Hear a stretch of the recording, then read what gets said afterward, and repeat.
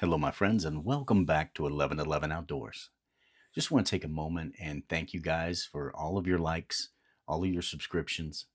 Those things have really given the channel some traction, and we want to thank you for being here with us and contributing to the channel. Thank you so much for every like, every subscription. Don't forget to do that if you like these videos, because that's what allows us to bring you more. This right here is the Civivi Timberbark. And when we first saw it, we fell in love with this. It is a gorgeous design. It is so close to the mark that we got absolutely happy as soon as we saw it. Everything about it, the profile of the blade, profile of the handle, it just looked like an excellent candidate for a realistic EDC fixed blade knife. Just small enough to carry, but just big enough to get things done. Now, when we got our hands on it, our opinions changed a little bit. The blade itself is outstanding. You have this generous belly, this full flat grind, jimping in all the right places. This thing was made to perform. The blade is absolutely fantastic. We love this blade. The handle, ergonomically, the shape of it, it's fantastic. We really fell in love with this handle. But here's where the rubber meets the road. When we got our hands on this knife, well, we put our hands on the knife. And this is where you start to realize that there are some shortcomings here. When you hold this knife, and I have large hands, so if you have like really small hands, you're probably good to go with this thing. I mean, you probably right out of the box, no problems, no modifications, you'd be just fine with this. And some people might just find this, nice. But for me, with my pinky falling off the end of it like that, it's just a little bit. I mean, could I deal with it? I could. I could get the job done with this thing. But do I really want to? Is this something that I want to carry around with this type of shortcoming in the handle? For me, it was a no-go. I cut with it. I took it out and used it. I bought a few different models. I got the wood model. I got the G10. I got some of the coated blades. And they all just have the same handle style. And the ergonomics are just not there. I mean, if this had been just a little bit longer, just a little bit, if they just flared this out just a little more, so you could effectively land your entire hand on there, this would have been an outstanding knife. And to that degree, I can say, if this were just a little bit bigger overall, this would make a really nice knife to carry out in the woods. I'd like to see this thing, I'd like to see a bigger brother for this thing. Anyway, whenever we held this in our hands, we realized really quickly that we were going to have to do something that we've had to do with several knives lately. If we wanted it to perform, if we wanted to actually use the knife, there's a mod you can do that actually makes this knife useful. Now you can use it like this. If you like the handle the way it is, if it feels natural to you, then go with it. But for us here, there's just not enough real estate here. My hand needs to move forward. Now, I did some mods on some other knives. I did it on the Praxis, which I felt like was real estate heavy in the front, not enough platform in the rear. I had to do a mod on this choil to cheat it back so I could actually get my finger in there. Now, the thing is, with this knife, you just can't confidently get into that choil. You're going to have an accident.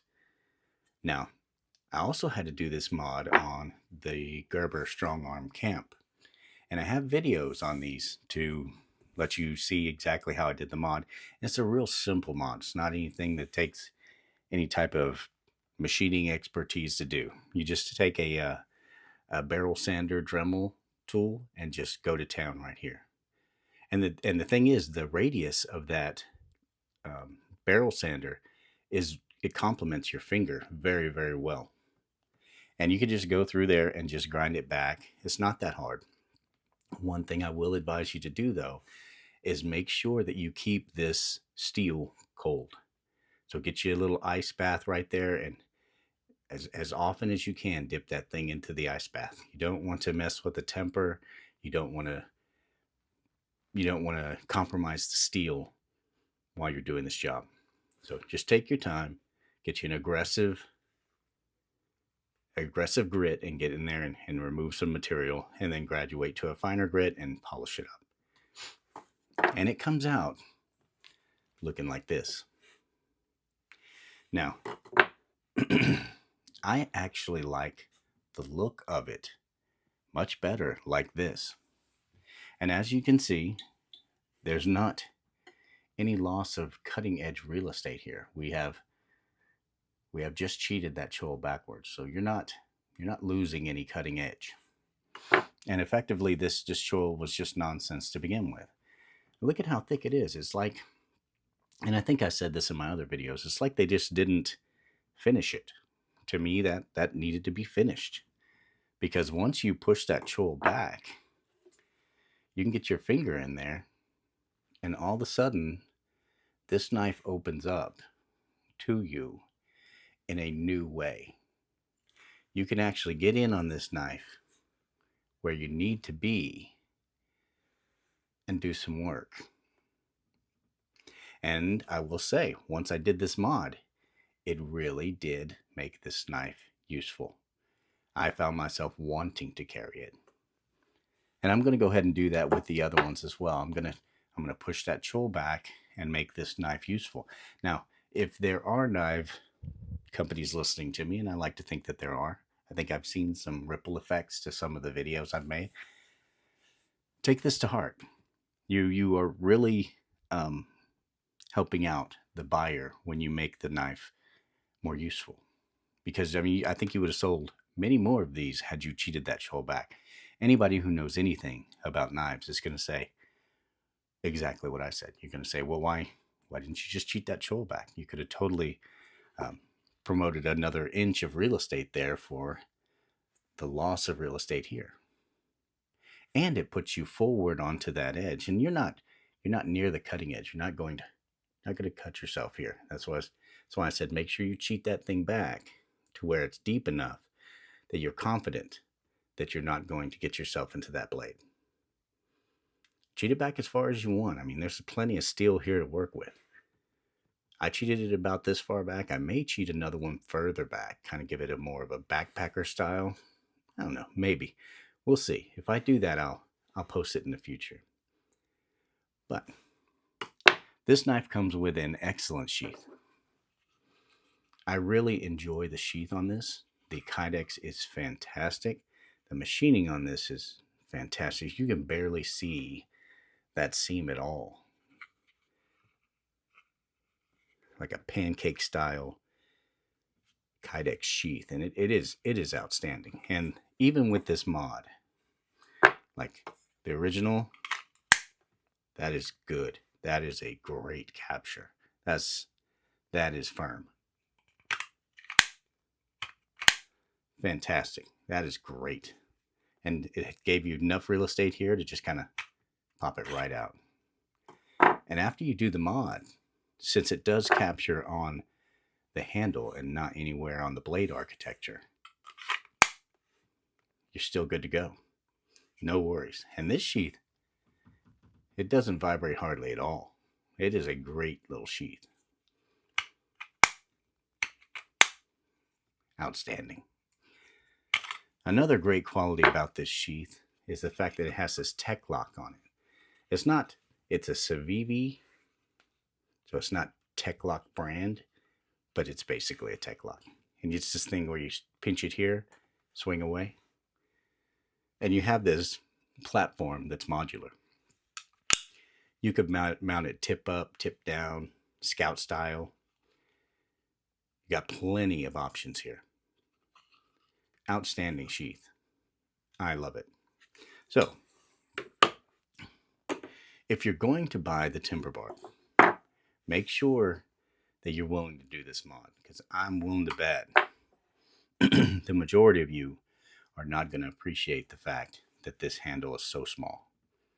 But like I said, if you cheat this tool back, this makes this knife so much more user friendly. Gives it a whole new range of utility and a whole new range of motion. It is great. I've carried this. This is probably going to be my fixed blade carry for a while. I've used it quite a bit. I have one that I've absolutely used for just about anything you can think of, from food prep to, now, obviously I didn't baton with it, but, I've done some feather sticking. I took it out and did some light carving, did some tool work with it, built some wooden tools when we were camping. This knife is great just for little fixed blade utility, get her done knife. This is great. I love this knife. If you're going to get it, do that mod. If you have any questions about it, just holler at me. I would be more than happy to walk you through it. I think it's pretty self-explanatory, but let me know if I can help you out, and I hope this helps you out. If this information did help you out, then please, please, please don't forget to like, subscribe this video, because that's what helps us bring this type of content to you. This is 1111 Outdoors. This is the Civivi Timberbark. And once this mod is done, I think it's a fantastic EDC fixed blade knife. Well, thank you for spending time with us. Thank you to all of my subscribers. I cannot tell you how grateful I am. This is 1111 Outdoors. We'll talk to you soon.